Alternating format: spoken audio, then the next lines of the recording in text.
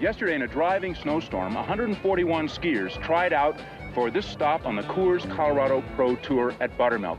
32 racers did qualify. Now, how does it work? The two men race against each other on parallel courses. They ski twice, switching after their first run, so that each man gets a chance to run on both courses.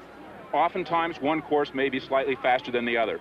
Looking at the round of 32, Venata won the first run by 1.5 seconds against Peters. In the rematch, Peters would have needed to win by more than 1.5 to advance to the round of 16. He didn't do it. He only won by 0.727, so Venata advances. Today's winner, to get this far, will have to make 10 head-to-head runs on our very difficult 27-gate dual challenge giant slalom course.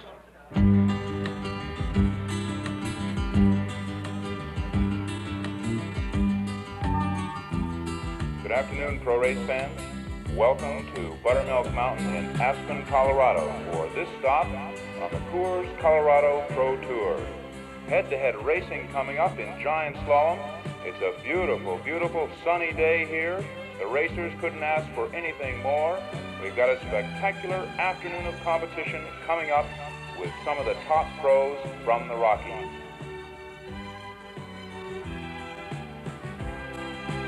Getting ready at the top, the forerunners, Peter Coors, and a man who's been to the moon and back, former astronaut Alan Shepard. Right. Shepard, get a little bit moisture, get the freezing snow on there, and just go like You're an expert at this. You told me you didn't know how to do this stuff. Do what? Ski. I never skied in my life. Oh, come on. This is the first time. Come on. Never done this. What are you supposed to do? That's how you and Sheldon snookered me into this thing. Yeah, sure. Yeah, they called me early in the morning. Never done this before. Called me early in the morning and said, I need help. And I said, well, I'd be happy to do. And after I said yes and hung up, I said, what did I get myself into? Racers, get ready. And the doors open. They are out on the course. Peter Coors on the blue side, and on the red, former astronaut Alan Shepard. Off the first bump. Now coming into the second bump. Peter Coors, a little bit out in front. Oh, trouble there for Alan Shepard. He's flown further than that, 250,000 miles, I believe.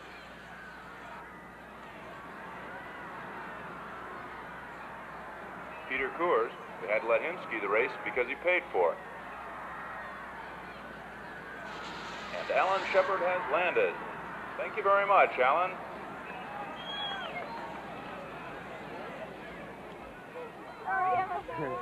Alan, congratulations.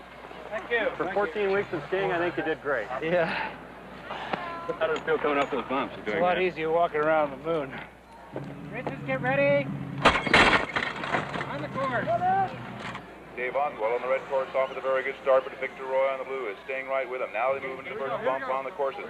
3 bumps built into this dual challenge giant slalom. 2 pros staying right close to those gates. Here's the second bump. And Dave Oswald on the red, slightly out in front. Our racer on the blue drops behind just a little bit. The third bump coming up. Remember, the first man to the finish line starts the clock. When his opponent crosses, he stops the clock. The lapse time difference determines the winner. 2 runs. They'll switch courses after the first run. This is what it's all about.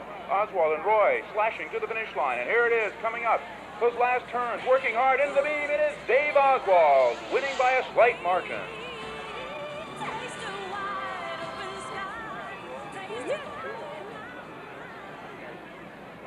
I've, come up through being a ski bum. I've, waiting tables and teaching skiing and that whole thing. And I run a bar in Aspen right now. And so that kind of gives me enough time to be able to train and get back into racing just because it's entertaining. I certainly can't rely on it with any regularity to make any money. Well, I've been in skiing a long time, and I've never been a racer, but I like to think I can go in there and slash with the other hackers, Regardless of sidelines and other occupations, I think it's serious and aggressive and highly competitive for all of these guys. I think it surprised a lot of people how much competition is in the B circuit. And there's a lot of people in there just for fun. There's a lot of people off national teams that are trained for the big tour, getting the experience of the head-to-head and off the bumps. It's run exactly like the World Pro Tour.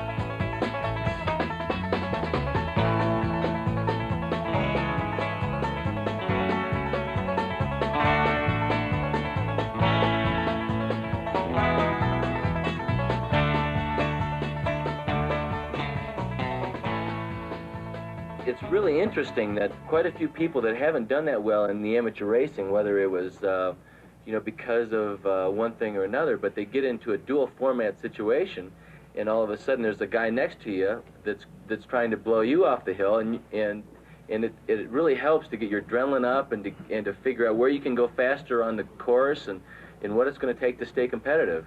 You haven't got any choice about going as fast as you can. If I can see anything peripherally of the other guy, I get frantic. It makes me go faster and faster and faster to the point where I either beat him or I fall right down.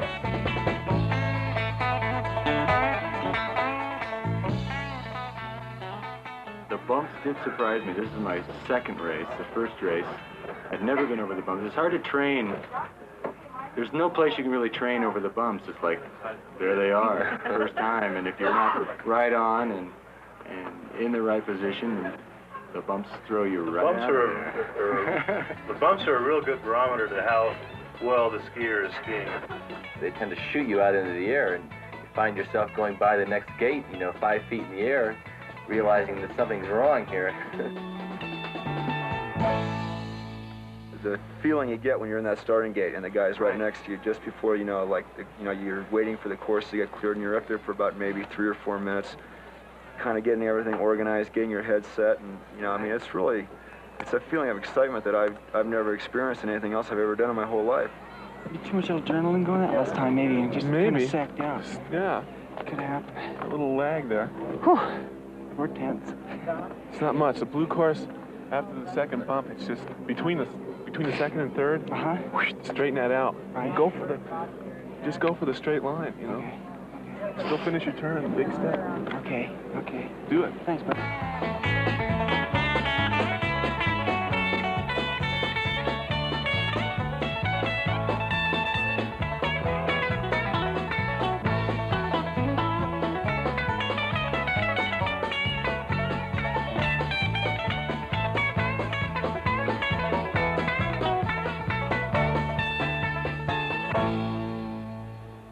Has the edge. Lonnie Venata smoked the field yesterday by 1.7 seconds in his qualification run on the red course. Lonnie Venata totally outclassed everybody here at Buttermilk. Lonnie Venata took second place in the race at Eldora, Colorado. Lonnie Venata will ski to quite You lost your first run against Venata by 1.5 seconds. That's a big margin. Do you think you're going to be able to come back in the rematch? Why not? If I'm 1.6 ahead of him in the second run, I'll make it. I'm going to ski a little faster this run. I'll be in for the finals. I'm going to give it the 2 best runs I have today. See if I can come out on top. What did you say your name was? Colorado. What did you say your name was? Carrie. Carrie, come here, Marlon, get in the picture. Carrie, there's no word for it. Carrie, I sure did care. Ski racer's friend. One more run. Ran out of gas. Of course, it's too long.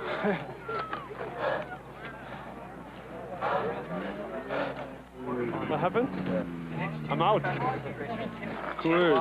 Coors, yay. What's the lifestyle of a pro champion like? What were you doing last night in town training for this event? I wasn't having all that much fun. I'd just been skiing on some bindings. I was working on them last night and getting ready and just kind of relaxing. What about tonight if you're in the winner's circle? It could be party time tonight. Way out in California, where Steve was born. All the jockeys in the country said it blew there in a storm. Bet on Steve Ball, boy, you might win, win, win.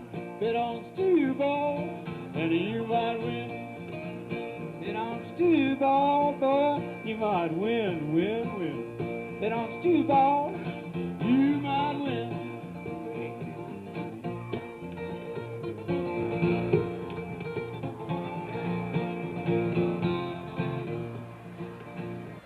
Oswald is doing it here at the bottom of the course. Bobby Swan is not going to make it. Dave Oswald says, I want to race Lonnie Venata one more time. Dave Oswald and Lonnie Venata.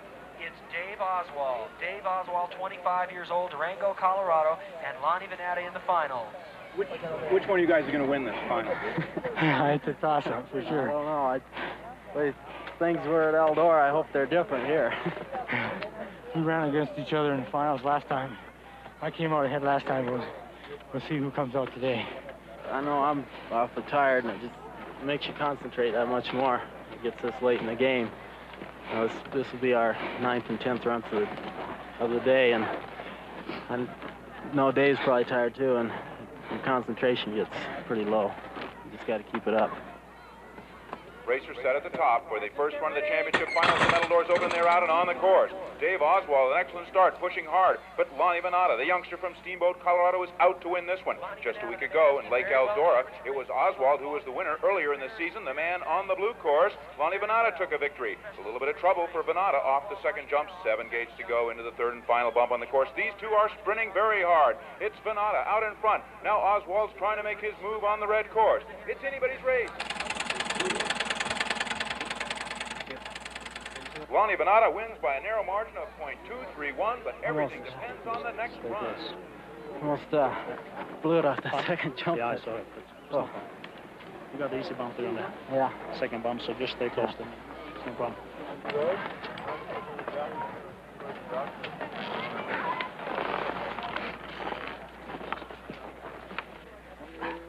I tell you, I know what it is when you get a little tight.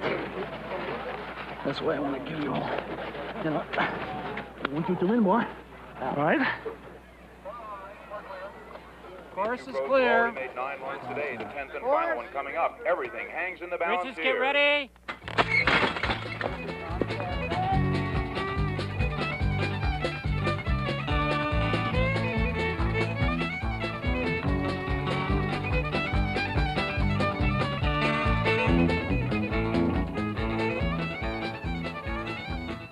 Off the final bump, Steamboat Colorado's Lonnie Venata in control on the red course.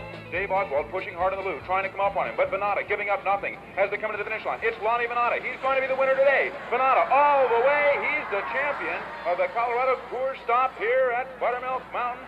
Number 2, Dave Oswald of Durango, Colorado. Way to go. Good race, fine. All right. Good race. Thank you. Lonnie gets a big check. Lonnie, congratulations. Thank you very much. All right. Ski racing's getting better every day.